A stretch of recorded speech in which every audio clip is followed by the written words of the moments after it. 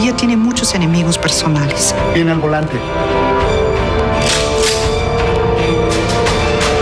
Los empresarios de Parral se sentían amenazados con la figura de Francisco Villa.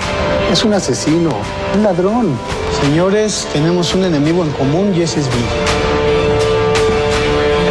Al final de cuentas, Francisco Villa estaba sentenciado a muerte.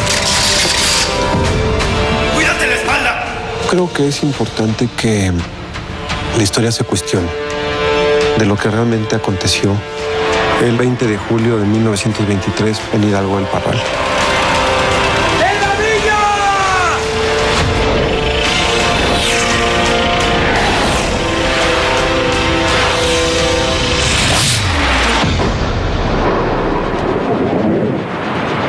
Bienvenidas y bienvenidos, gracias por estar de nuevo en este programa, un programa que dedicaremos a una conversación con Patricia Arriaga. Patricia es productora, directora, guionista, impulsora del cine, digámoslo así, y bueno, pues Patricia, gracias por estar aquí, bienvenida. Gracias. Estamos en esta charla contigo porque en estos días donde se está conmemorando el 90 aniversario de la muerte de Pancho Villa, uno de los grandes héroes de la Revolución Mexicana, bueno, pues has colaborado junto con otros cineastas y expertos en la materia en la producción, una producción que Discovery está lanzando que se llama El asesinato de Villa, la conspiración. Y bueno, eso toca fibras muy sensibles en México porque estamos hablando de uno de los grandes personajes, desde luego, icónicos de la Revolución Mexicana y desde todos los puntos de vista llama la atención la producción misma, la aportación, digamos, de varias voces de historiadores y lo que por sí mismo el título nos sugiere, una conspiración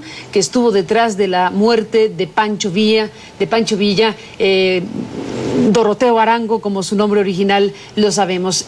Cuéntame, Patricia, ¿cuál es el impulso de hacer una cosa así, además del aniversario o por el aniversario número 90 de la muerte de Villa?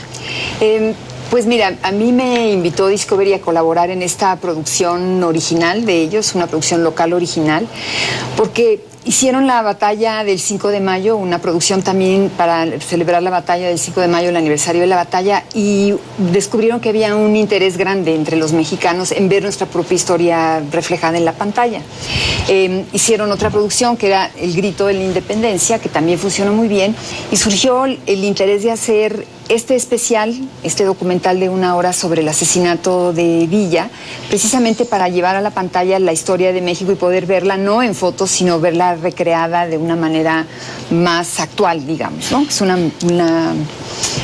una cultura visual que pide recreaciones más allá de las fotografías históricas blanco y negro, y eso es la propuesta de Discovery. Documental mezclado con recreación, bueno, es documental con recreación, pero no hay ficción. Es ficción. ¿Es ficción? Es una ficción, exacto.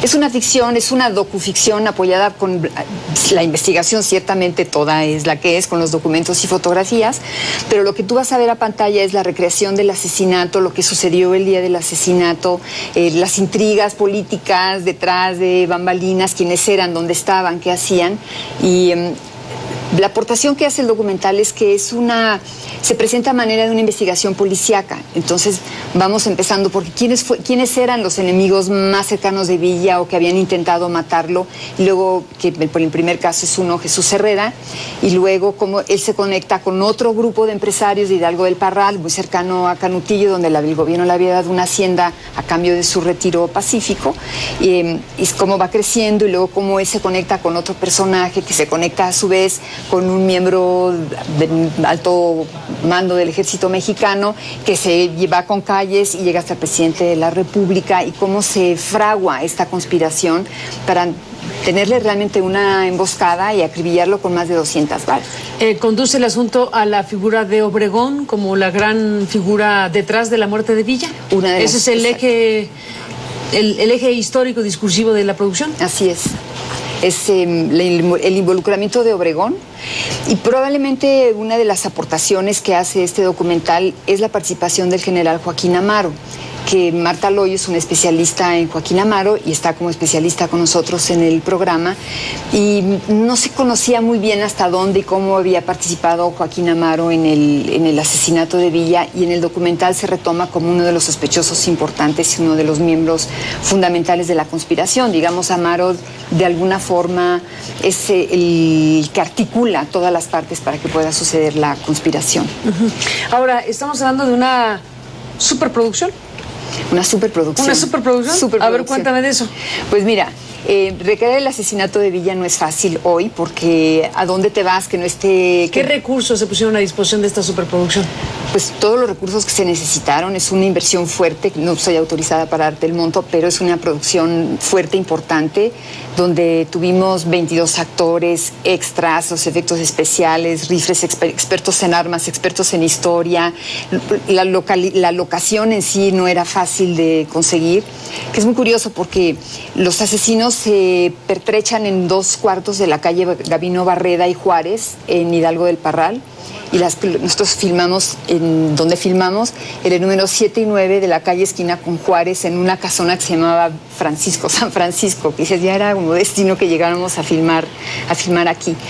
Y los efectos especiales de los disparos, la sangre, lo que había que hacer, recrear la época, el vestuario, eso lo hace una superproducción. No es, lo van a ver, no es lo que muchas veces se llama en docuficción, que te hacen una toma cerrada de llegó el asesino y ves un pie que entra, ¿no? Y que tomó y ves nada más la mano con el vaso. Aquí está abierto, ves las calles, tuvimos que poner camiones de tierra en Ayapango, en el Estado de México, para poder, no eran calles pavimentadas entonces, para poder tener la textura de lo que era entonces las calles en Hidalgo del Parral.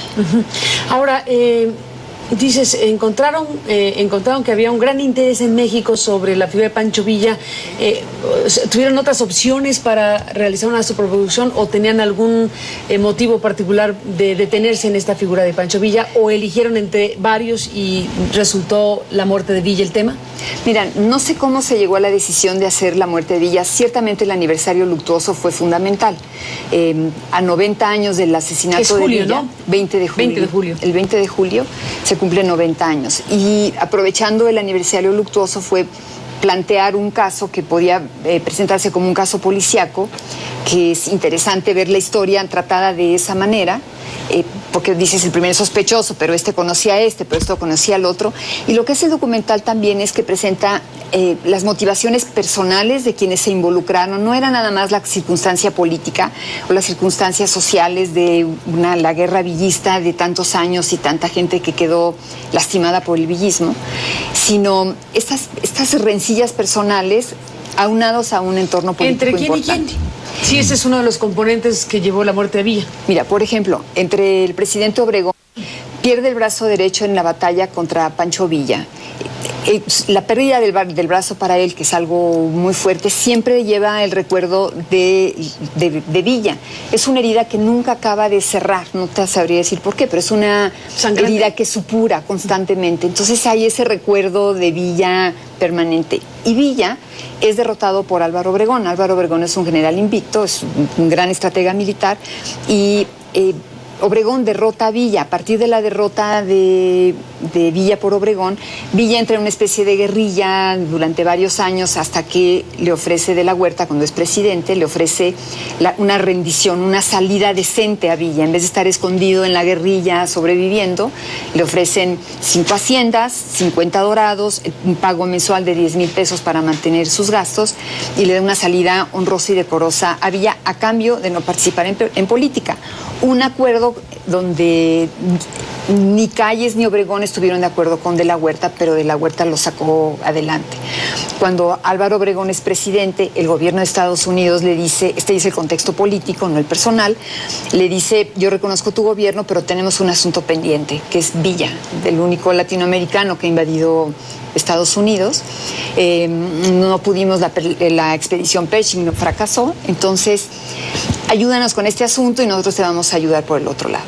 Y entonces Álvaro Obregón y Calles tienen un problema grave, porque si queda es evidente que ellos mandaron matar a Villa. ¿Qué es lo que va a suceder? Que va a parecer que ellos le hacen los trabajos sucios a Estados Unidos.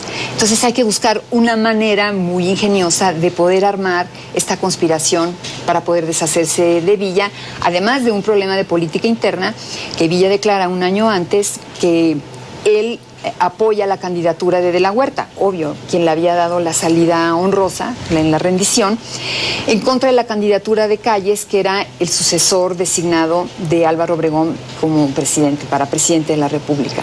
Y ahí hay una división importante.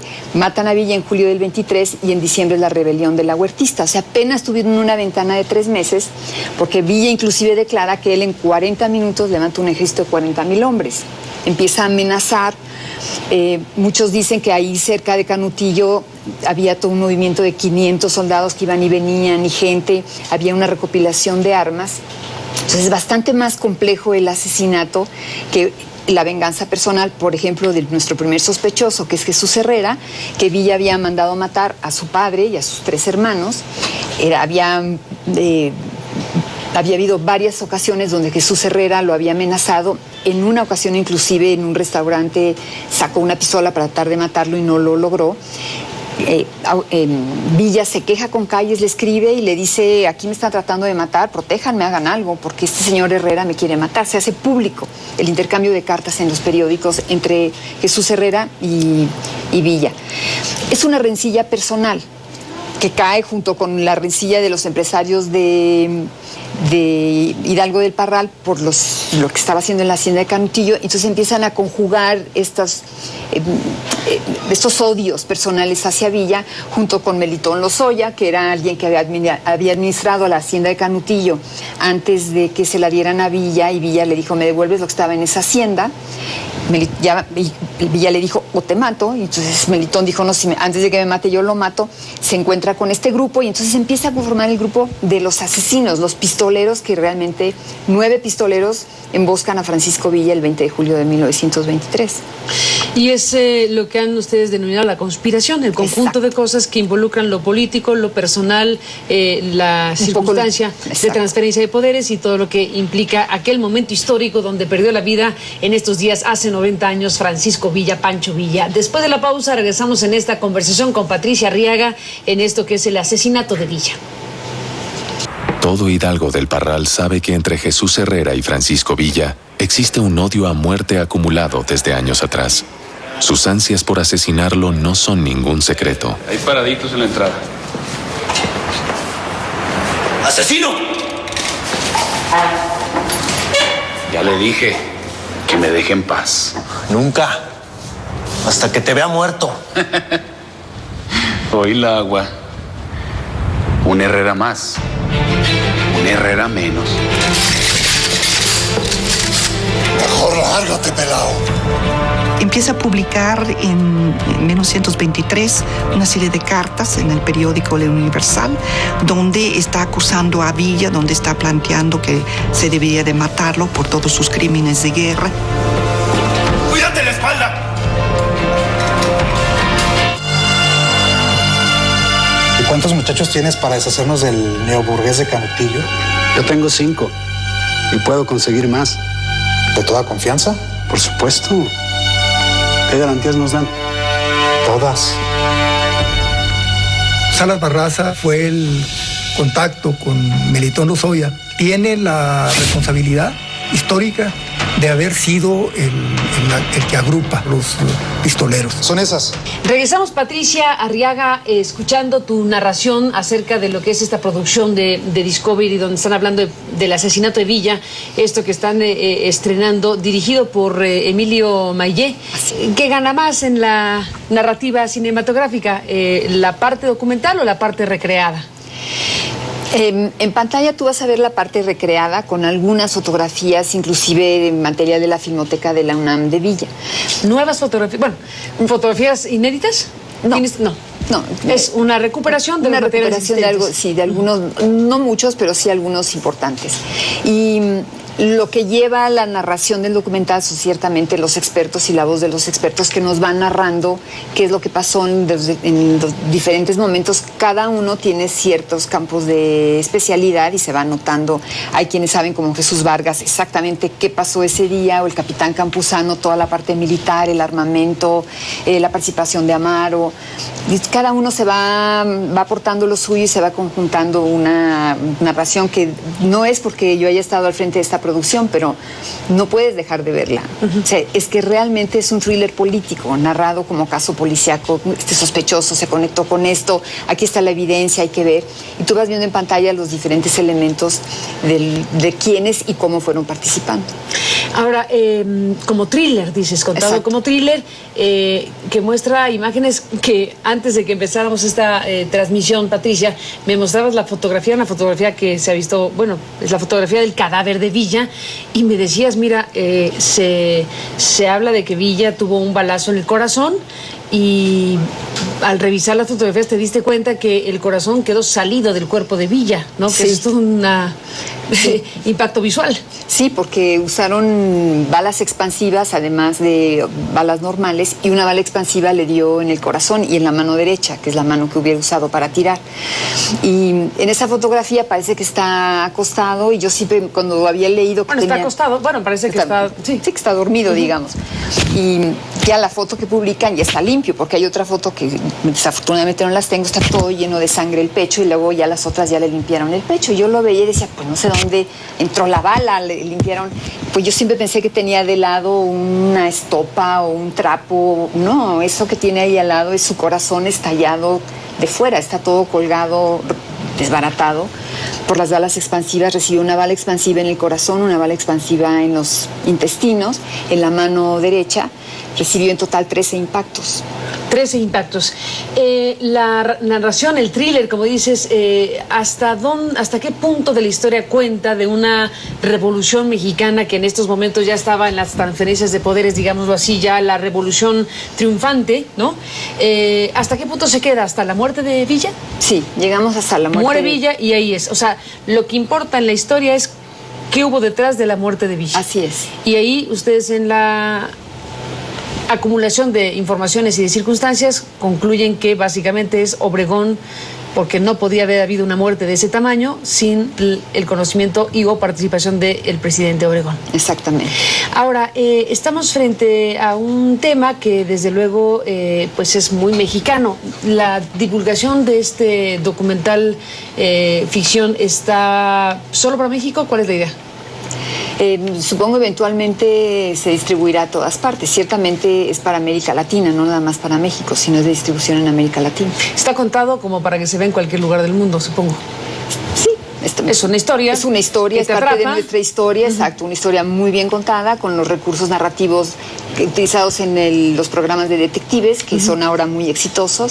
Es una producción muy bien hecha, muy atractiva, que te atrapa. Y no tiene por qué no interesar en Washington, en Buenos Aires, en cualquier otra parte del mundo. Déjame hacer una pausa, Patricia Arriaga, y entramos en la parte final.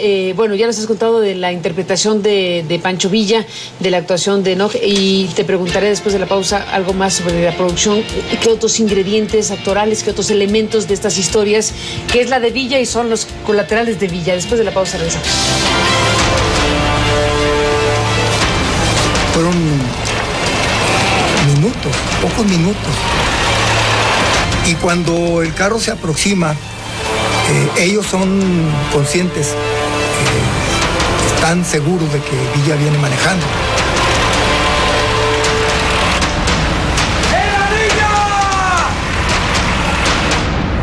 Viene manejando. Prepárense.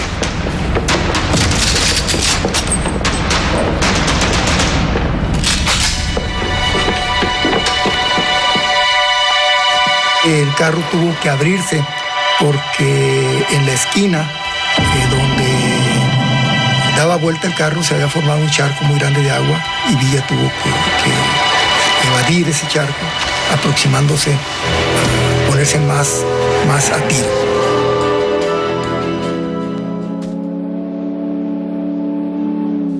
Bueno, regresamos, Patricia Arriaga, en la parte final de esta conversación sobre el asesinato de Villa, la conspiración, esta producción que has hecho para Discovery y que finalmente nos lleva pues a esta gran historia de nuestro país, a la revolución, a los personajes de la iconografía nacional. Y yo te decía, bueno, además desde luego del retrato de la figura central de Villa, bueno, en el entorno de Villa me imagino que fueron encontrando cosas y registrando en el documental biografías colaterales muy importantes. Sí. Bueno, el tema de Calles, por ejemplo, dónde estaba Calles, qué estaba haciendo en el momento del asesinato, Obregón, cómo articuló, desde dónde lo articuló, cómo acalló los rumores de que el pueblo decía que si querías saber quién había asesinado a Villa, en las calles de Parral estaba escrito el nombre del asesino. O decían quién fue el asesino, decía Calles, ese señor. Porque ya a Obregón le preocupaba, entonces lo que hace, que no te digo, porque es parte del final del documental, qué es lo que hace Obregón para quitarse de encima los rumores y las sospechas de que había sido su gobierno el encargado de la conspiración y de deshacerse de Villa. Hace una maniobra muy mexicana que le va a salir muy bien. Y está ciertamente Joaquín Amaro, que es aparentemente un personaje olvidado, que es fundamental porque va después, unos años después, a ser el gran impulsor del ejército moderno mexicano. Realmente institucionaliza el ejército mexicano. Le decían el Atila de Michoacán, porque era un hombre rudo, un muy buen militar y una persona muy importante en la historia del ejército mexicano y bueno, de nuestro país. Y bueno, la gente local que participó, las rencillas que había alrededor de Villa. Es fascinante, la verdad el documental es espléndido, aprendes mucho de una manera muy entretenida. Hay que llevarse las tortas desde antes de que empiece el documental porque no te vas a mover para hacértelas. Y bueno, nada más invitarlos este domingo 14 de julio. Pues Patricia Arriaga, gracias por estar en este programa para contarnos de esta producción. Eres la productora de este trabajo para Discovery. Hay, bueno, varios involucrados, ya mencionamos algunos de ellos, y bueno, pues forma parte, digamos, de la apuesta por crear, por hacer producciones que en este caso destaquen, resalten la importancia de hechos históricos tan relevantes como la existencia y la muerte de un hombre como Pancho Villa, Francisco Villa. Gracias por estar aquí para contarlo. Gracias, Carmen. A ti, gracias. Y bueno, pues estaremos al pendiente del estreno y de la producción de Patricia Arriaga, que bueno, pues desde luego nos lleva a esta historia presentada de esta manera. Gracias a usted que nos permitió acompañarles en el programa. Pásela bien y lo espero mañana.